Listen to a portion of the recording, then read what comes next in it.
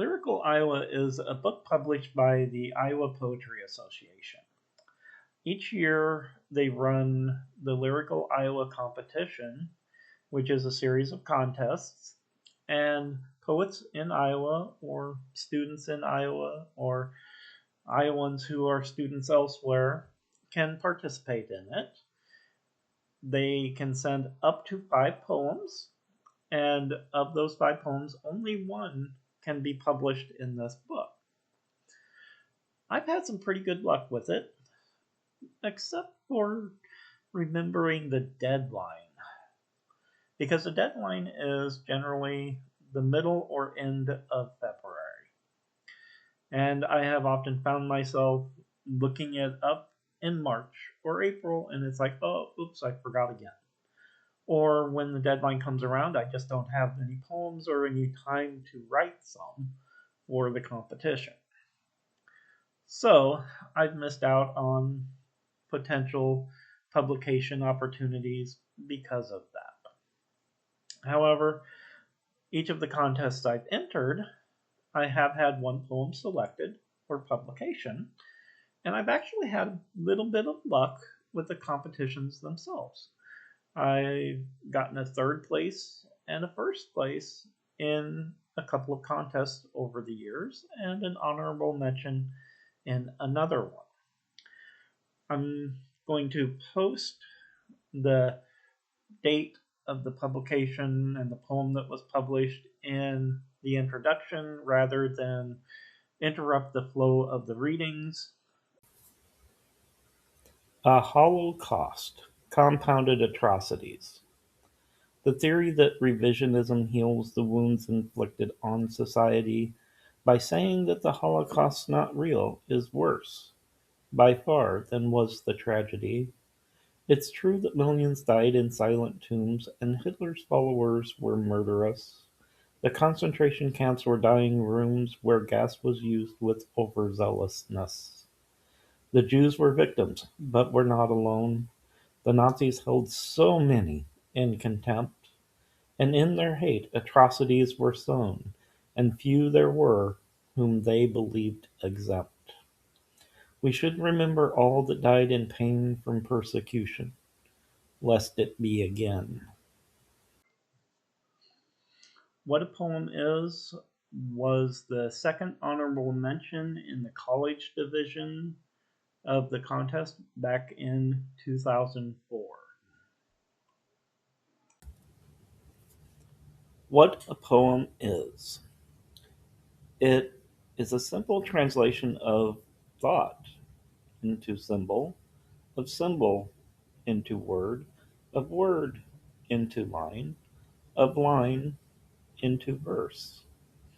In the translation, something is lost, something is gained, something is transformed into something more than thought.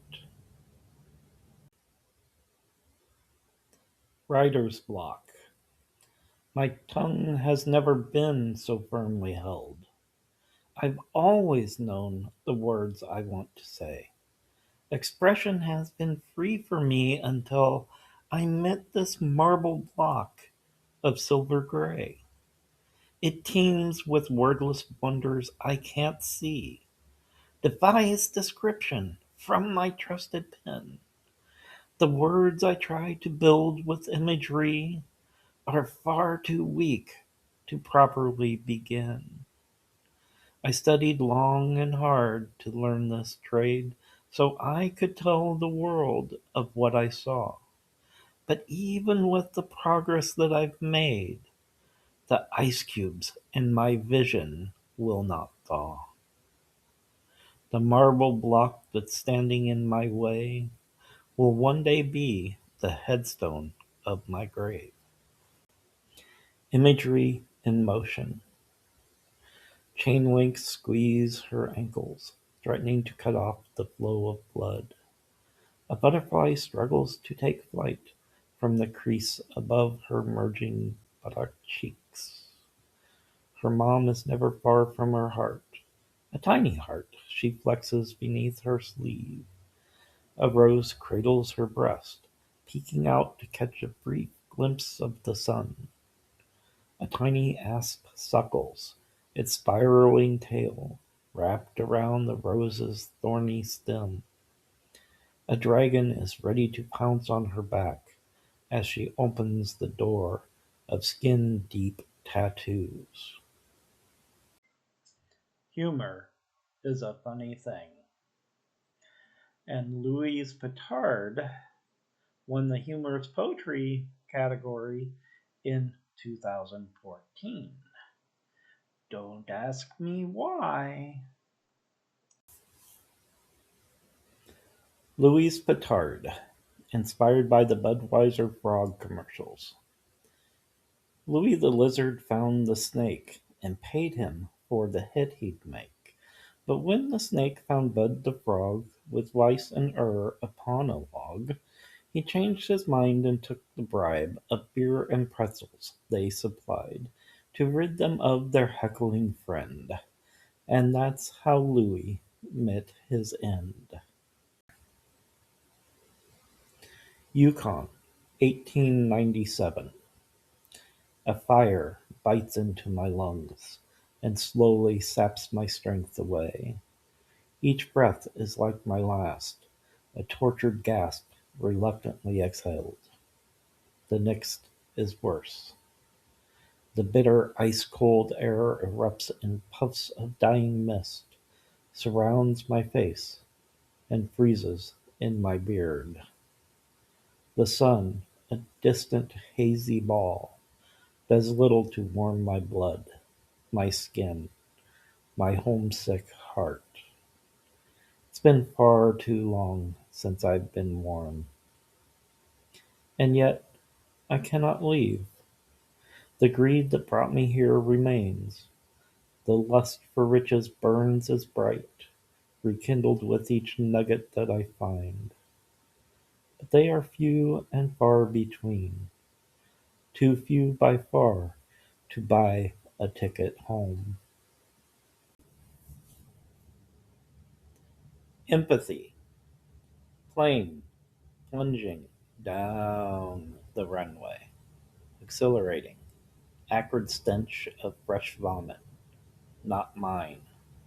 There's always someone complains. Taste of bile, empty plastic bag, crinkling in my fist. Empathy is an autobiographical poem. It actually happened.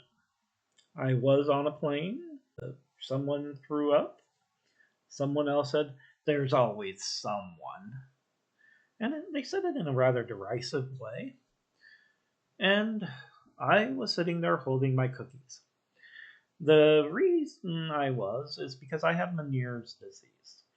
And if you don't know anything about Meniere's, it's an inner ear issue that leads to dizziness, nausea, problems with balance, and motion sickness.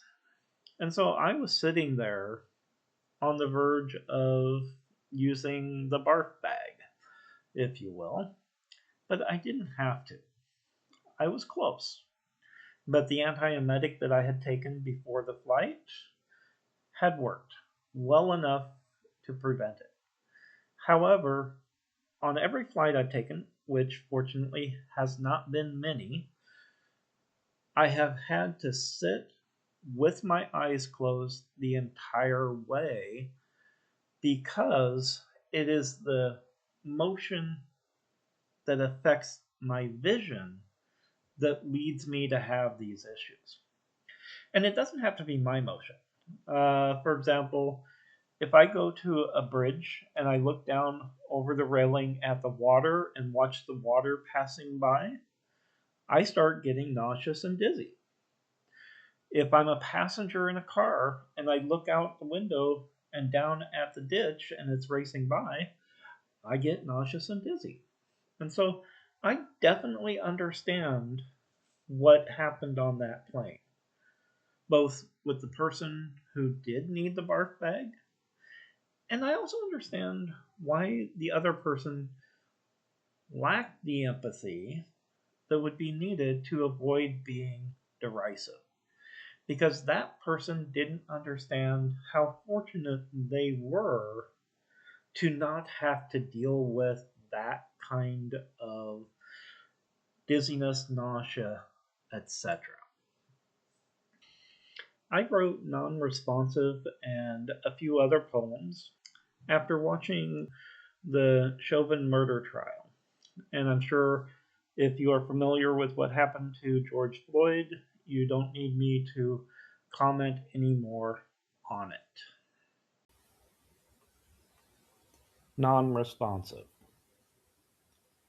During the video shown in court, we hear a bystander yelling, "He's not responsive!" over and over and over again. And I can't help but wonder if he is talking about Chauvin. The slap reverberated through me like the hollow echo of a woodpecker's fading clatter, drilling deeper, deeper into the cold, callous shell to find the burrowing slug poisoning its dying core.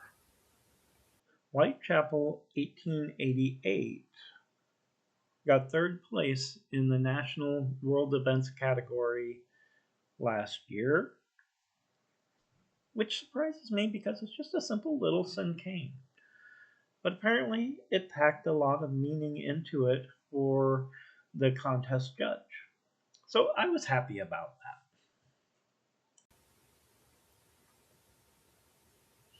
Whitechapel, 1888.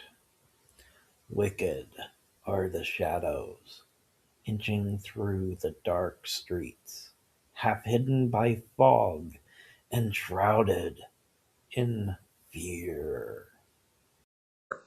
I hope you liked this video, and if you did, press the button for it and consider subscribing to the channel. Thank you for your time.